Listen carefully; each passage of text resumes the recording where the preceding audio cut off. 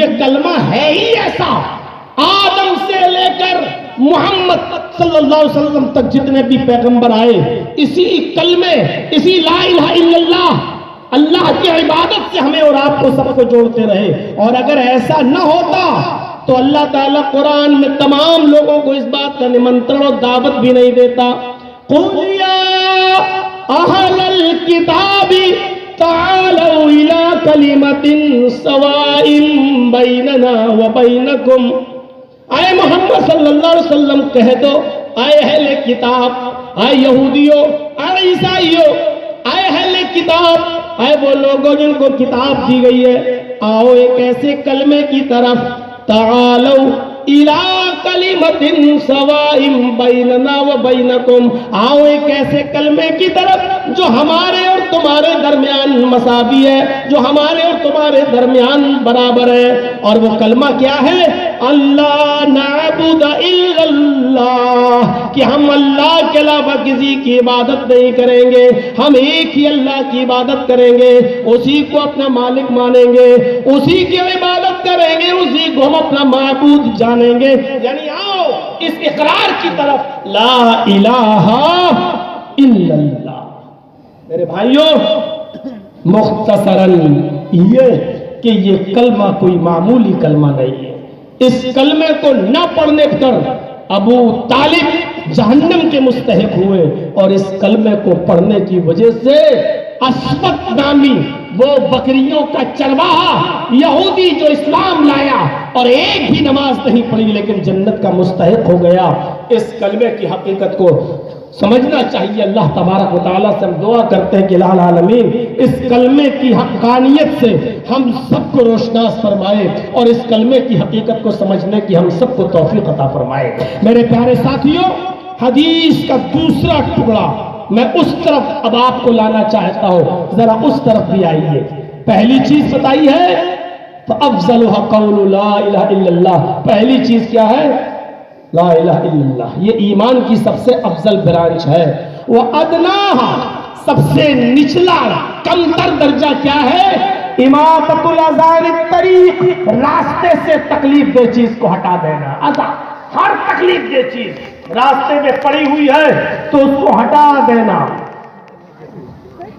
پڑا رہنے دو، میری بلا سے، اس سے تو فلاں لوگ گزریں گے، ہم کو کیا مطلب، وہ ہمارے دشمن ہے، مرنے دو۔ اماطۃ الاذى عن الطریق، آپ موٹر سائیکل پہ جا رہے ہیں، راستے میں کیلے کے چھلکے پر نظر پڑی ہے، آپ گاڑی روک دیجئے، آپ کیلے کے چھلکے کو اٹھا کر نالی میں پھینک دیجئے، کہیں ایسی جگہ جہاں لوگوں کا گزر نہ ہو۔ کانٹا پڑا ہے آپ ہٹا دیجئے، پتھر پڑا ہے آپ ہٹا دیجئے، اور یاد رکھنا جس طرح سے راستے میں پڑی ہوئی تکلیف دہ چیزوں کو ہٹانا ثواب ہے، اسی طریقے سے راستے میں آمدن اور قصدن جان بوجھ کر تکلیف دہ چیزوں کو ڈالنا اور پھینکنا گناہ بھی ہے، کیونکہ آپ اللہ کے بندوں کو تکلیف میں ڈالنا چاہتے ہیں، آپ انسانیت کو تکلیف میں ڈالنا چاہتے ہیں۔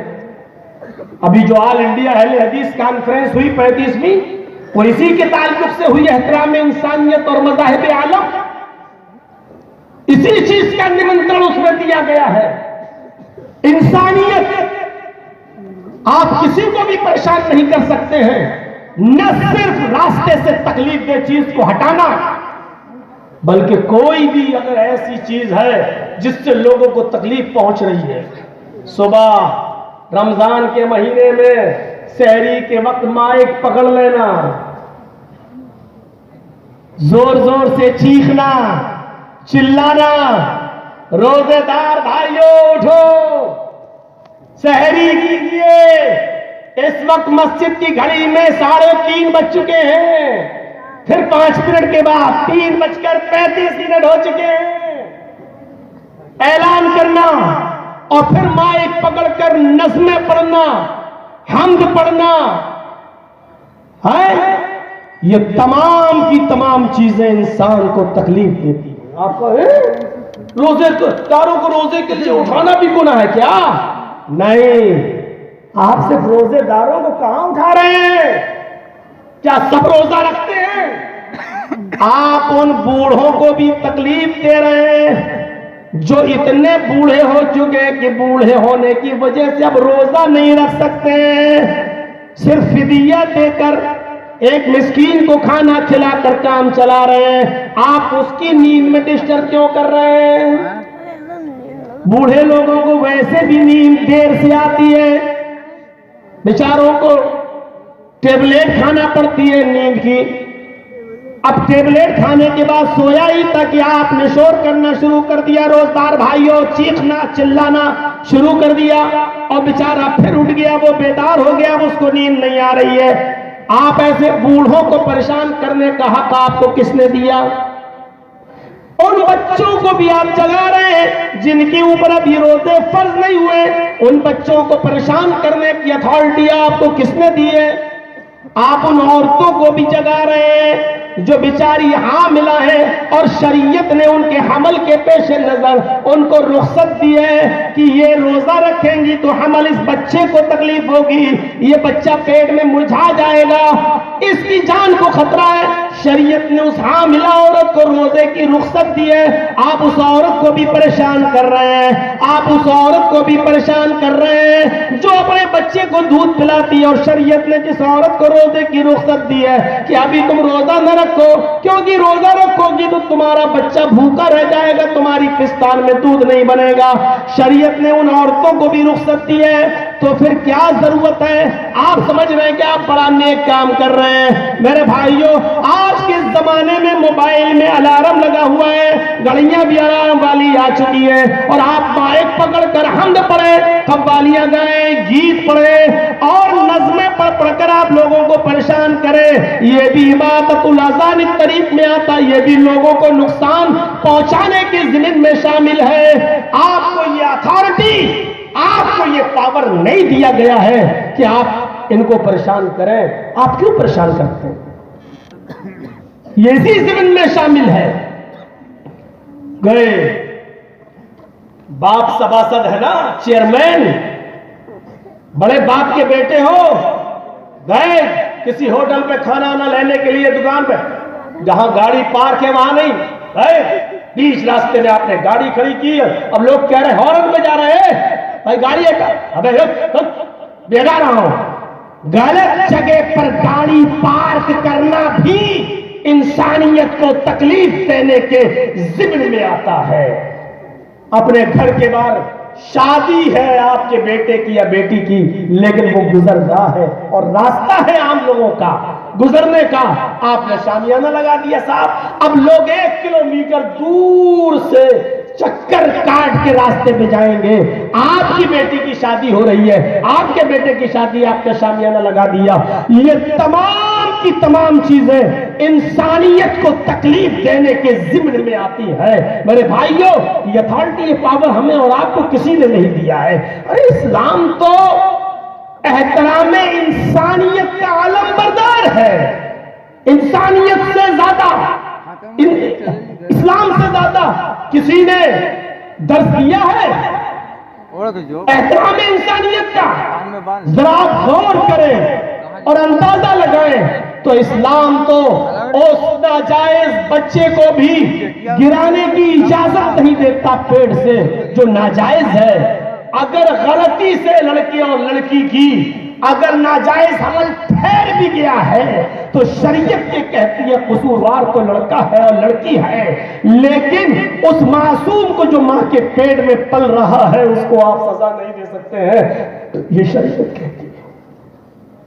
بخاری کی وہ حدیث آپ کے سامنے آنی چاہیے کہ بنی اسرائیل کا ایک شخص ہے، وہ جا رہا تھا، بینما رجل یمشی، وہ جا رہا تھا، فاشتد علیہ العطش، پیاس کی شدت سے بے چین تھا، بے حال تھا، وہ زبردست پیاس اس کو لگی ہوئی تھی، چلتے چلتے پیاس کی شدت سے بے حال پریشان تلاش کر رہا تھا کہیں کوئی چیز مل جائے، کنواں وغیرہ، اس کی نظر کنویں پر پڑی، بخاری کے الفاظ فَنَزَلَ بِئْرًا فَشَرِبَ مِنْهَا، وہ کنویں میں اترا اور پانی پیا، اور پانی پی کر جب باہر آیا ثم خرج، جب وہ کنویں سے باہر نکلا فَإِذَا هُوَ بِكَلْبٍ يَلْهَثْ، اس کی نظر ایک ایسے کتے پر پڑی جس کی زبان باہر نکلی ہوئی تھی اور ہانپ رہا تھا، ایسے زبان باہر نکال کر وہ کتا ہانپ رہا تھا، یأکل الثری من العطش، اور اس کی حالت یہ تھی کہ زمین کی گیلی مٹی کو اپنی زبان سے چاٹ رہا تھا کہ شاید اس مٹی سے پانی کے چند قطرے مل جائے، اس کو پی کر اس سے اپنی پیاس بجھا لے۔ یأکل الثری من العطش، وہ پیاس بجھانا چاہتا تھا، اپنی زبان کو گیلی زمین پر لگا رہا ہے، چاٹ رہا ہے کہ پانی مل جائے۔ اس آدمی نے اس کتے کی طرف دیکھا اور دیکھ کر کہا لقد بلغ ھذا مثل الذی بلغ بی، اس کتے کو بھی وہی پیاس کی شدت محسوس ہو رہی ہے جو مجھے ہو رہی تھی، اس کتے پر بھی وہی گزر رہی ہے جو کچھ دیر پہلے میرے اوپر گزر رہی تھی، اس کتے کی حالت بھی وہی ہے جو تھوڑی دیر پہلے میری حالت تھی۔ میرے بھائیو، اس شخص کو کتے کے اوپر رحم آ گیا، یہ شخص دوبارہ کنویں میں اترتا ہے اور اس نے اپنے موزوں کو اتارا، فَمَلَأَ خُفَّهُ، یہ چمڑے کا موزہ تھا، اس نے نکالا اور اس کو پانی سے بھر لیا۔ فَمَلَأَ خُفَّهُ، بخاری کے الفاظ، اس نے پورے کنویں میں اترنے کے بعد پانی سے اس موزے کو بھر لیا، اور بھرنے کے بعد اب کنویں میں اتر تو گیا، موزے کو چمڑے کے پانی سے بھر تو لیا، لیکن اب اوپر چڑھے کیسے؟ ایک ہاتھ میں موزہ ہے اور دوسرے ہاتھ سے ایک ہاتھ سے چڑھ نہیں سکتا۔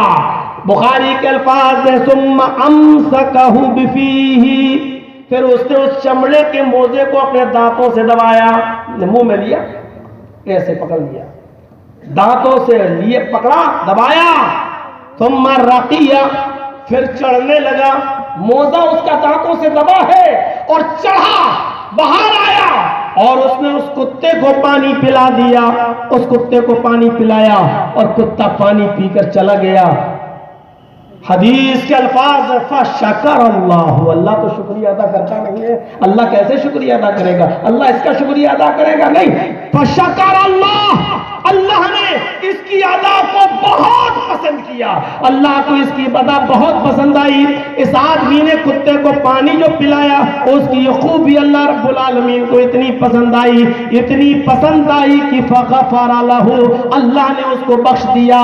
میرے بھائیوں، اسی قسم کا ملتا جلتا ایک واقعہ اسی بخاری کے اندر اس فاحشہ اور بدچلن عورت کا بھی آتا ہے جس نے اپنی اوڑھنی اتار کر کنویں میں ڈال کر ایک کتے کو پانی پلا دیا تھا اور اللہ رب العالمین نے اس کو بھی بخش دیا۔ جو اسلام کتوں کے ساتھ یہ حسن سلوک، یہ رواداری، یہ اچھا سلوک کرنے کے انعام میں بخشش کر دیتا ہو اور بخش دیتا ہو، وہ اسلام انسانیت پر رحم کرنے کا انعام کتنا زبردست دیتا ہوگا، وہ اسلام انسانیت کے ساتھ حسن سلوک کا کتنا بڑا لمبردار ہوگا، آپ اس بات کا اندازہ نہیں لگا سکتے۔ آج انسانیت سسک رہی ہے، آج انسانیت بلبلا رہی ہے، آج انسانیت کو نوچا اور گھسیٹا جا رہا ہے۔ کسی بھی محکمے میں دیکھ لو، کسی بھی آج جو اسپتال، ہاسپٹلز جن کو یہ کہا جاتا ہے اور لوگ اپنی اپنی بھاشا میں، کچھ لوگ ڈاکٹروں کو بھگوان بھی ماننے لگتے ہیں کیونکہ اس نے میرا بیٹا بچایا ہے، اپنے اپنی آستھا اور عقیدے کے مطابق آپ تو بھگوان۔ لیکن آج ان ہاسپٹلز کا حال بھی دیکھ لیا جائے تو ایسے PCO ہاسپٹل ہمارے ملیں گے، ہمارے لکھنؤ میں آ جائیے، روزانہ کسی نہ کسی ہاسپٹل کی داستانیں سننے کو ملتی ہیں۔ میرے بھائیوں، مرنے کے بعد بھی انسان مر چکا ہے لیکن اس کے بعد بھی وینٹیلیٹر پر رکھا جاتا ہے اور تین اور چار دن تک رکھ کر پھر چوتھے اور پانچویں دن کہا جاتا تمہارا مریض مر گیا، اور 50 اور 60 ہزار روپے ڈیلی کے حساب سے بل بنا کر مریض کے رشتہ دار کو دے دیا جاتا ہے۔ انسانیت مر چکی ہے، سسک رہی ہے۔ آج ہاسپٹلوں میں جہاں بڑی امیدیں لے کر انسان جاتا ہے کہ یہ آخری سہارا ہے، میرے لاکھ کوشش اللہ سے دعا بھی ہے اور یہ کوشش بھی ہے کہ اللہ رب العالمین دواؤں میں صحت و تندرستی بھر دے، لیکن مرنے کے بعد بھی 4 اور 5 دن تک لوٹا جائے اور مرنے کے بعد بھی اس کو وینٹیلیٹر پہ رکھا جائے۔ ذرا تصور کریں میرے پیارے ساتھیوں، آج کیا ہے انسانیت کے نام پہ دھوکہ دھڑی، آج دودھ میں پانی ملانا، آج ہماری اگر موبائل کی دکان ہے اور ہم میکینک ہیں اچھے تو ہم اصلی پرزے نہیں ڈالتے ہیں، قیمت تو لے رہے ہیں اصلی مال کی اور نقلی سامان ڈال کے ہم کسٹمر کو دے رہے ہیں۔ یہ دھوکہ، یہ ساری چیزیں انسانیت کے خلاف ہیں۔ اسی لیے نبی اکرم صلی اللہ علیہ وسلم نے فرمایا تھا کہ من غشا فلیس منا، جس نے دھوکہ دیا وہ ہم میں سے نہیں ہے، جس نے دھوکہ دیا وہ ہم میں سے نہیں ہے۔ یہ انسانیت کے خلاف ہے ساری چیزیں۔ ایک دوسرے کا حق مارنا، جرجیت صاحب کا حق ہے، جرجیت صاحب اپنی محنت کے بلبوتے پر کامیاب ہوئے ہیں، میرا حق ہے کہ میں آپ کے آفس میں آؤں، میرا حق ہے کہ آپ مجھے نوکری دیں، لیکن جرجیت صاحب کا حق مار کر آپ 20 لاکھ روپے کسی نے دے دیے، آپ نے حقدار کا حق مار دیا اور اس آدمی کو جس نے 20 لاکھ روپے دیے آپ نے اس کو حقدار بنا دیا۔ ایسے ہی لوگوں کے بارے میں تو اللہ کے نبی نے کہا تھا الراشی والمرتشی کلاہما فی النار، رشوت دینے والا بھی جہنمی اور رشوت لینے والا بھی جہنمی۔ میرے بھائیوں کہاں ہے انسانیت؟ سسک رہی ہے آج ہر جگہ دیکھو تو انسانیت آج میرے بھائیوں کس کس سے لڑا جائے اور کہاں کہاں انسانیت کا تحفظ کیا جائے۔ اللہ کے نبی صلی اللہ علیہ وسلم نے لعنت بھی بھیجی ہے، لعن اللہ علی الراشی والمرتشی، اللہ کی لعنت ہو رشوت لینے والے پر اور اللہ کی لعنت ہو رشوت دینے والے پر۔ تو میرے بھائیوں اسلام ان تمام چیزوں کے خلاف ہے، ہمیں سوچنا چاہیے۔ اماطۃ الاذی عن الطریق میں یہ چیز بھی شامل ہوتی ہے کہ راستے سے تکلیف دہ چیز کو ہٹا دینا اور کسی کو بھی ہم تکلیف نہ دیں، کسی کو بھی ہم تکلیف نہ دیں۔ اللہ کے نبی صلی اللہ علیہ وسلم نے کتنا پیارا جملہ فرمایا، آپ نے فرمایا ارحموا من فی الارض یرحمکم من فی السماء، تم زمین والوں پر رحم کرو آسمان والا تمہارے اوپر رحم کرے گا۔ آج رحم کہاں ہے؟ کہاں ہے رحم؟ آج ابھی دیکھیے گا جلسہ ختم ہونے کے بعد ابھی اپنی اپنی سائیکلیں اور اپنی اپنی گاڑیاں نکالنے میں بھی جھگڑا ہوگا، تم ایسے میں پہلے نکالوں، تم، ہر آدمی کو جلدی ہوگی۔ کہاں ہے رحم اور کہاں مر گئی انسانیت؟ میرے بھائیوں اللہ کے نبی صلی اللہ علیہ وسلم تو انسانیت کے علم بردار تھے، اللہ کے رسول تو وہ تھے کہ ایک یہودی کا جنازہ آتے ہوئے دیکھا تو آپ کھڑے ہو گئے، جب وہ جنازہ گزر گیا تو صحابہ نے سوال کیا اللہ کے رسول آپ یہودی کے جنازے کو دیکھ کر کھڑے ہو گئے؟ آپ نے جو جواب دیا وہ جواب حدیث کی کتابوں میں لکھا ہوا ہے، آپ نے فرمایا کیا مرنے والا انسان نہیں تھا؟ کیا مرنے والا انسان نہیں تھا؟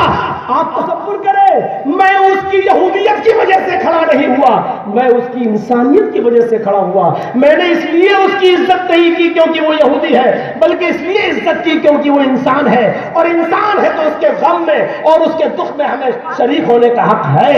میرے بھائیوں ذرا آپ اندازہ لگا سکتے ہیں کہ جب غزوہ خیبر ہوا اور ایک الٹیمیٹم دے دیا اللہ کے رسول صلی اللہ علیہ وسلم نے کہ اتنے دن میں یہودی علاقہ خالی کر دیں، اور یہودی جب جانے لگے تو شکایت لے کر آئے کہ اللہ کے رسول آپ کہ صحابہ سے ایک شکایت ہے۔ آپ نے فرمایا کیا شکایت ہے؟ فرمایا کہ ہمارا جو مال لوٹا وہ تو کچھ نہیں، جنگ ہے مال لوٹا جاتا ہے، ہم آپ کا بھی لوٹ سکتے تھے، آپ ہمارا، جنگوں میں تو ایک دوسرے کا مال لوٹا ہی جاتا ہے، وہ مال جو آپ نے ہمارا لوٹا مال غنیمت کے طور پر لے لیجئے، مجھے کوئی اعتراض نہیں ہے۔ آپ نے فرمایا شکایت کیا ہے؟ ان یہودیوں نے کہا اللہ کے رسول شکایت یہ ہے کہ ہم تو جا رہے ہیں، الٹیمیٹم جو میعاد تھی ختم ہو رہی ہے، ہم جا رہے ہیں، لیکن اتنی گزارش ہے کہ جو ہمارا سامان لوٹا ہے ان لوٹے ہوئے سامان میں ہمارے کچھ تورات کے نسخے بھی ہیں، ہمارے کچھ تورات کے نسخے بھی ہیں جو آپ کے صحابہ نے لے لیے ہیں، ہمیں ہمارے تورات کے نسخے واپس کر دیے جائیں، ہمیں ہمارے نسخے لوٹا دیے جائیں۔ اللہ کے رسول ہم اس کی تلاوت کرتے ہیں، ہم چاہتے ہیں کہ ہمارے تورات کے نسخے ہمیں واپس کر دیے جائیں۔ اللہ کے نبی نے تمام صحابہ کو اکٹھا کیا اور سب سے کہا سامان جمع کرو، اور کہا کہ جتنے بھی تورات کے نسخے ہیں وہ ان کے حوالے کر دو، ان کے حوالے کر دو، اور آپ نے لوٹے ہوئے تورات کے نسخے سب یہودیوں کو واپس کروائے۔ آج انسانیت اسی لیے تو مجروح ہوتی ہے کہ آپ ہمارے مذہب کا احترام نہ کریں، ہم آپ کے مذہب کا احترام نہ کریں میرے بھائیوں۔ اور جب کوئی آدمی مذہب کا مطالعہ نہیں کرتا ہے تو پھر گستاخانہ جملے بولتا ہے، اور پھر میرے بھائیوں بڑے بڑے عجیب قسم کے پاگل لوگ پیدا ہوتے ہیں جو ہمارے نبی جناب محمد رسول اللہ کو بھی گالی دینے میں چوکتے نہیں ہیں، لیکن ان کی ایک پلاننگ ہوتی ہے کہ ایسا کرنے سے مسلمان بے قابو ہو جائیں گے اور موقع مل جائے گا۔ مسلمانوں کو چاہیے کہ ہم بڑے عقل و شعور سے کام لیں، یہ موقع بہت ہی زیادہ اپنے آپ کو سنبھالنے کا موقع ہے۔ آپ کو قدم قدم پر اکسایا جائے گا، آپ کو قدم قدم پر چھیڑا جائے گا، آپ کے مذہب کو نقصان پہنچانے کی کوشش کی جائے گی، آپ کے رسول کو گالی دے کر بھی آپ کے جذبات سے کھیلنے کی کوشش کی جائے گی۔ اور آپ یہ بس سمجھیے کہ کسی کو اریسٹ کر کے یہ دکھانے کا اریسٹ ہو گیا، نہیں، وہ ساری ایک پلاننگ ہوتی ہے، ایک سیکورٹی دینے کا مقصد ہوتا ہے۔ آپ کے جذبات سے کھیلنے کی کوشش، بڑے عقل و شعور سے کام لینے کی ضرورت ہے، اور یہ سوچنے کی ضرورت ہے جو سورج پر تھوکے گا وہ تھوک اسی کے منہ پر آئے گا۔ کیا کسی کے برا بھلا کہہ دینے سے محمد رسول اللہ صلی اللہ علیہ وسلم کی شان میں کوئی کمی آ جائے گی؟ ہمارا اسلام تو دوسروں کے بزرگوں کی عزت کرنے کا حکم دیتا ہے۔ وَلَا تَسُبُّوا الَّذِينَ يَدْعُونَ مِن دُونِ اللَّهِ فَيَسُبُّوا اللَّهَ عَدْوًا بِغَيْرِ عِلْمٍ۔ قرآن کہتا ہے کہ تم ان لوگوں کو گالی مت دو جو غیروں کی، اللہ کے علاوہ جو غیر کی عبادت کرتے ہیں، جو غیر اللہ کی عبادت کرتے ہیں، تم ان کو گالی مت دو۔ وَلَا تَسُبُّوا الَّذِينَ يَدْعُونَ مِن دُونِ اللَّهِ، جو غیر اللہ کی عبادت کرتے ہیں، اللہ کی نہیں، غیر کی عبادت کرتے ہیں، تم ان کو برا بھلا مت کہو۔ اگر تم ان کو برا بھلا کہو گے تو کیا ہوگا؟ فَيَسُبُّوا اللَّهَ عَدْوًا بِغَيْرِ عِلْمٍ، تو وہ دشمنی میں اور جہالت کی وجہ سے تمہارے رب کو، تمہارے اللہ کو گالی دیں گے۔ قرآن نے پابندی لگا دی ہے، کسی کے بزرگوں کو برا نہیں کہہ سکتے ہو آپ، کسی کی مذہبی کتاب کو چلانے کا حق نہیں ہے، کسی بھی مذہبی پیشوا کو میرے بھائیو آپ برا بھلا نہیں کہہ سکتے ہیں۔ فرمایا تم دوسروں کے بزرگوں کی عزت کرو تاکہ وہ تمہارے بھی بزرگ کی عزت کریں۔ ہمیں عزت کرنا ہے، احترام کرنا ہے۔ احترام ایک الگ چیز ہے، احترام کا معیار یہ نہیں ہے کہ ہم اس کے سامنے سر جھکا دیں۔ احترام اور عزت ایک الگ چیز ہے، لیکن احترام کا مطلب یہ نہیں ہے کہ ہم کسی کی عبادت کریں۔ ایک دائرہ ہے احترام کا بھی، ہم شریعت کے ہر اس دائرے پر عمل کریں گے جو احترام کا دائرہ شریعت نے ہمیں بتایا ہے۔ میرے پیارے ساتھیوں، تو یہ اسلام نے ہمیں بتایا ہے اماطۃ الاذی عن الطریق، راستے سے تکلیف دہ چیز کو ہٹا دینا بھی یہ ایمان کا ایک حصہ ہے۔ دو چیزوں پر روشنی پڑ گئی ہے، تھوڑی سی تیسری چیز کی طرف ہم آپ کو لانا چاہتے ہیں۔ والحیاء شعبۃ من الایمان، حیا بھی ایمان کا ایک شعبہ ہے، اس کو الگ سے بیان کیا اللہ کے رسول نے۔ حیا پر کچھ بولنے سے پہلے بخاری کی ایک حدیث آپ کے سامنے رکھ دیتا ہوں۔ نبی اکرم نے بہت بڑی بات کہہ دی۔ اس حدیث کے ٹکڑے سے جو واقف ہوگا وہ اچھی طریقے سے سمجھ جائے گا کہ اللہ کے رسول صلی اللہ علیہ وسلم نے اس جملے میں کیا کیا کہہ دیا ہے۔ آپ نے فرمایا اذا لم تستحی فافعل ما شئت، حدیث کا چھوٹا سا ٹکڑا ہے۔ آپ نے فرمایا اگر تو شرم نہیں کرتا، اگر تیرے اندر سے شرم و حیا نکل چکی ہے، اگر تیرے اندر شرم و حیا نہیں، فافعل ما شئت، تو جو تیرا جی چاہے وہ کر۔ جو تیرا جی چاہے وہ کر کا مطلب جس کے اندر سے شرم و حیا ہی نکل گئی اس سے کچھ بھی امید کی جا سکتی ہے کہ وہ کچھ بھی کر سکتا ہے. آپ کے اندر سے شرم و حیا نکل جائے آپ یہیں پر گالی بکنا شروع کر دیں گے. جرجیت صاحب کے اندر سے ابھی شرم و حیا نکل جائے جرجیت صاحب ابھی کپڑا اتار کے یہاں پھینک دیں. حدیث کے اس ٹکڑے سے آپ اندازہ لگا سکتے ہیں اذا لم تستحی فافعل ما شئت. اگر شرم و حیا تمہارے اندر سے نکل گئی نہیں ہے تو پھر جو تیرا جی چاہے وہ کر. اسلام کے احکامات پر عمل تو وہ کرے گا جو شرم و حیا جس کے اندر ہوگی. عبداللہ ابن مسلمہ قعنبی رحمت اللہ علیہ ایک جلیل القدر محدث گزرے ہیں اور محدث ہی نہیں سیاہ سکتہ بخاری مسلم ترمذی نسائی ابو داؤد ابن ماجہ حدیث کی یہ کتابیں جس نے لکھی ہیں ان مصنفین کے وہ استاد بھی گزرے ہیں. عبداللہ ابن مسلم قعنبی امام ابو داؤد اپنی سنن ابی داؤد میں ان سے بہت سی روایتیں لائے. حدثنا قعنبی حدثنا قعنبی. آپ پڑھیں گے ابو داؤد کے اندر حدثنا قعنبی حدثنا قعنبی. امام ابو داؤد نے ان سے بہت سی روایتیں نقل کی ہیں. ذرا عبداللہ ابن مسلمہ کا بچپنا اگر آپ یاد کریں گے تو شرم آئے گی آپ کو. بڑے نٹکھٹ تھے, بڑے شیطان تھے, بڑے سرکش تھے. جیسے آج کل گنڈے لوگ ہوتے ہیں چھچورے قسم کے, یہ بھی بالکل گنڈے اور چھچورے قسم کے تھے.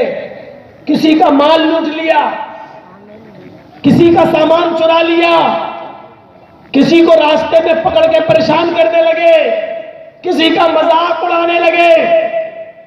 ان کی زندگی بالکل اسی طریقے سے تھی. ایک مرتبہ امام شعبہ رحمت اللہ علیہ اپنے گھوڑے پر سوار ہو کر گزر رہے تھے.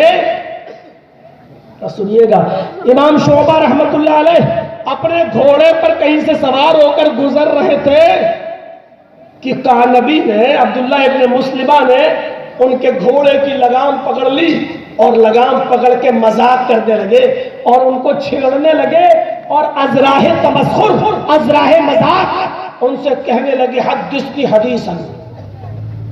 اے امام شعبہ کوئی حدیث سناؤ, کوئی حدیث سناؤ. یہ بالکل ایسے ہی جیسے کوئی شرابی اور جواری لڑکا راستے میں مذاق کہہ کے کہے اے جرجیس تقریر کرو ذرا تقریر کرو, مطلب مذاق میں. بالکل یہی انداز تھا عبداللہ ابن مسلمہ کا امام شعبہ سے. گھوڑے کی لگام پکڑ کے کہنے لگے اے امام شعبہ حدثنی حدیثا, کوئی حدیث سنا. امام شعبہ کہتے ہیں چلو میاں چھوڑو گھوڑے کی لگام, کیا تم حدیث سنو گے؟ حدیث سننے کے لائق تو بن جاؤ پہلے, چلو. اب گنڈا آدمی کیا ہوتا ہے, جب اس کی بات نہیں مانو گے تو اور بگڑ جائے گا. سنا رہے ہو کہ نہیں سنا رہے ہو؟ مجھے سننا ہے, نہیں سناتے ہو تو آگے بڑھ کے دیکھو, میں تمہارے ساتھ برا سلوک کروں گا. امام شعبہ سمجھ گئے ضدی ہے, سرکش ہے, شیطانی عمر گزری ہے. تو کہنے لگے کہ اچھا حدیث سنو گے؟ کہا سنو حدیث. تو امام شعبہ نے یہی حدیث سنائی اور حدیث سناتے ہوئے فرمایا حدثنا احمد بن یونس عن زہیر قال حدثنا منصور عن ربعی بن حراش قال حدثنا ابو مسعود عقبة رضی اللہ تعالی عنہ قال قال رسول اللہ صلی اللہ علیہ وسلم اذا لم تستحی فافعل ما شئت. اللہ کے اس بندے نے کس دل سے وہ حدیث سنائی ہوگی, کس دل سے یہ حدیث سنائی ہوگی کہ ہم سے بیان کیا احمد ابن یونس نے وہ روایت کرتے ہیں، زہیر سے انہوں نے فرمایا، ہم سے بیان کیا، ہم سے روایت کیا۔